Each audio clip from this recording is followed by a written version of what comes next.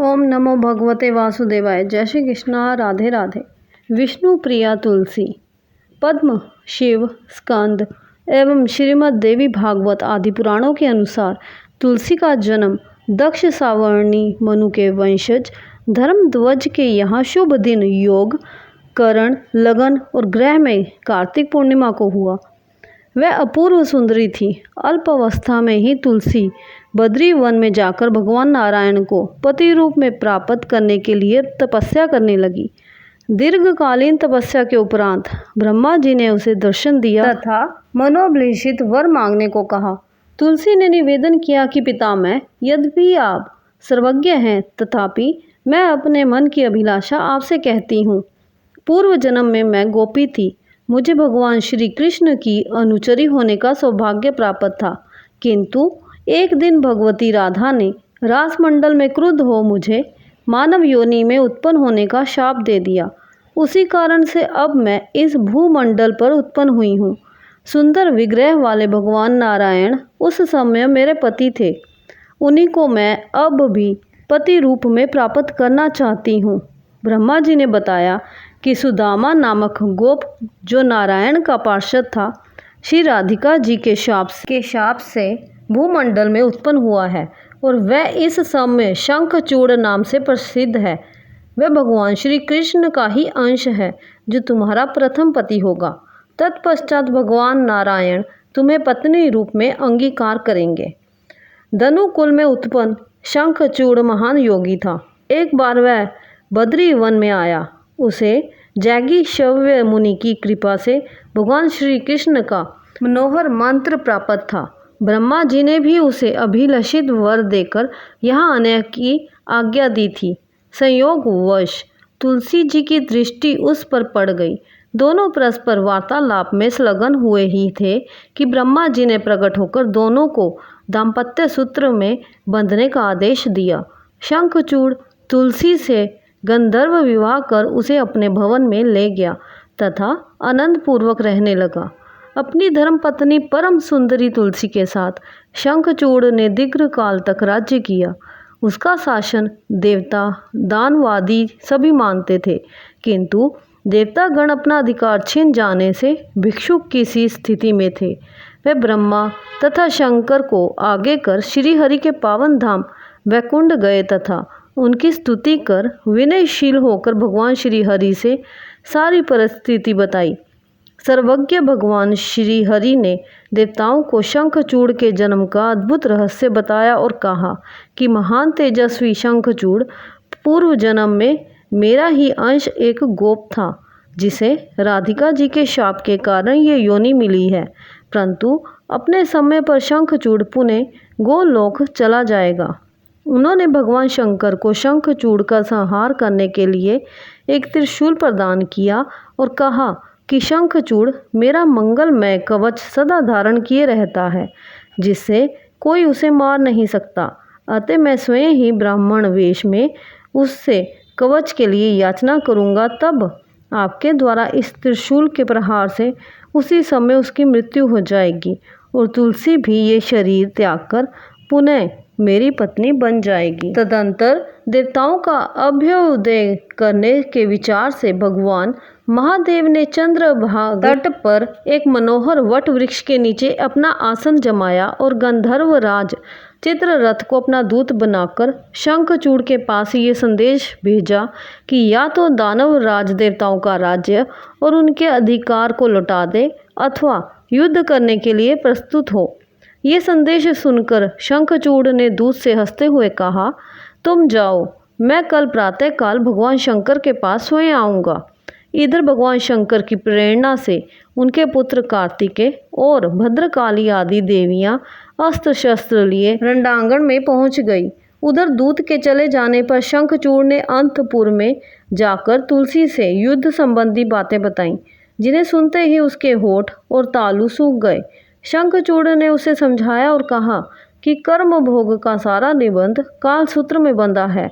शुभ, हर्ष, सुख, दुख, भय, शोक और मंगल सभी काल के अधीन हैं। तुम्हें उन्हीं भगवान श्री हरि की शरण में जाओ। अब तुम्हें वे पति रूप में प्राप्त होंगे। जिन्हें पाने के लिए बद्री आश्रम में तुमने तपस्या की है। मैं भी इस दानव शरीर का परित्याग कर उसी दिव्य लोक में चले जाऊंगा, अतः शोक करने की कोई आवश्यकता नहीं है।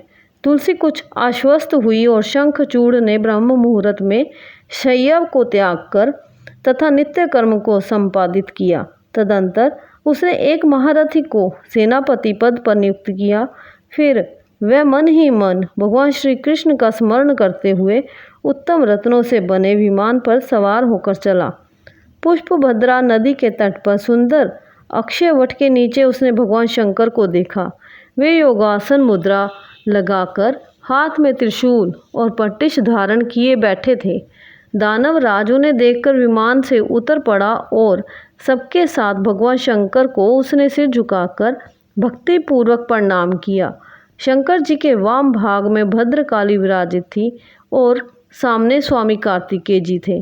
तीनों ने शंखचूड़ को आशीर्वाद दिया।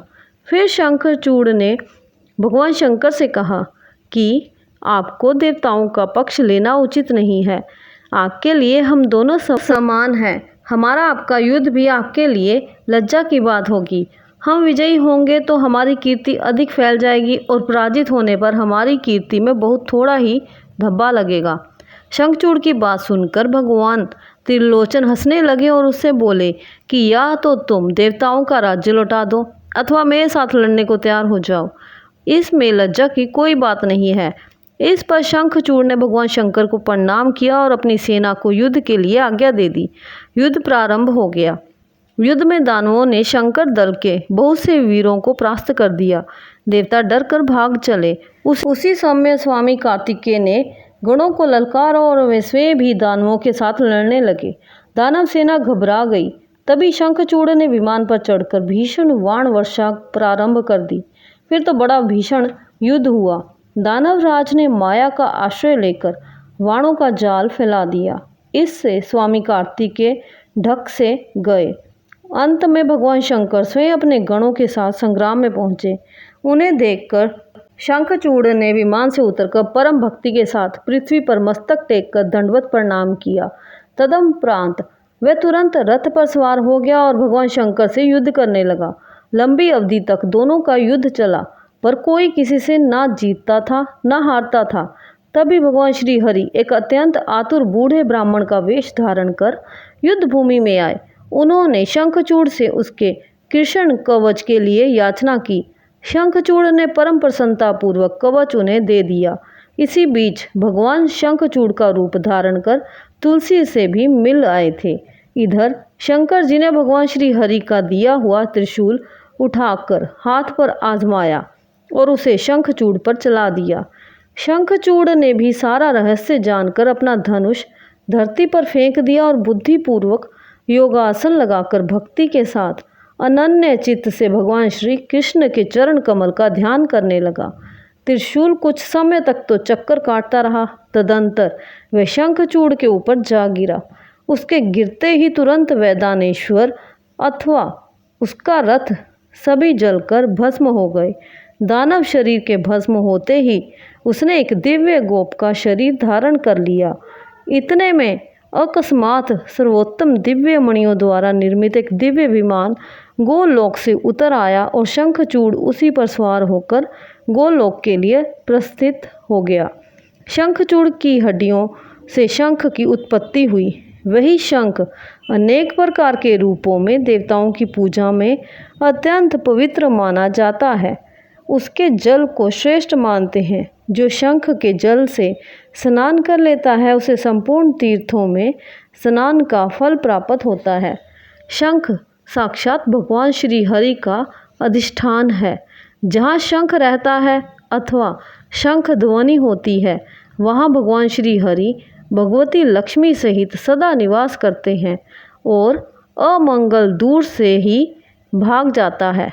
भगवान विष्णु ने वैष्णवी माया फैलाकर शंखचूड़ से कवच लेने के बाद शंखचूड़ का ही रूप धारण करके साध्वी तुलसी के घर पहुँचे। तुलसी ने जब जान लिया कि शंखचूड़ रूप में कोई अन्य है, तब तुलसी ने पूछा कि मायेश, बताओ तो तुम कौन हो? तुमने कपट पूर्वक मेरा सतीत्व नष्ट कर दिया, अतः मैं तुम्हें शाप दूंगी। तुलसी के वचन सुनकर शाप के भय से भगवान श्री हरि ने लीलापूर्वक अपना सुंदर मनोहर स्वरूप प्रकट कर दिया। देवी तुलसी ने अपने सामने उन सनातन प्रभु देवेश्वर श्री हरि को विराजमान देखा। भगवान श्री हरि ने कहा, भद्रे, तुम मेरे लिए बद्री वन में रहकर बहुत तपस्या कर चुकी हो। अब तुम इस शरीर का त्याग कर दिव्य देह धारण करो और मेरे साथ आनंद करो।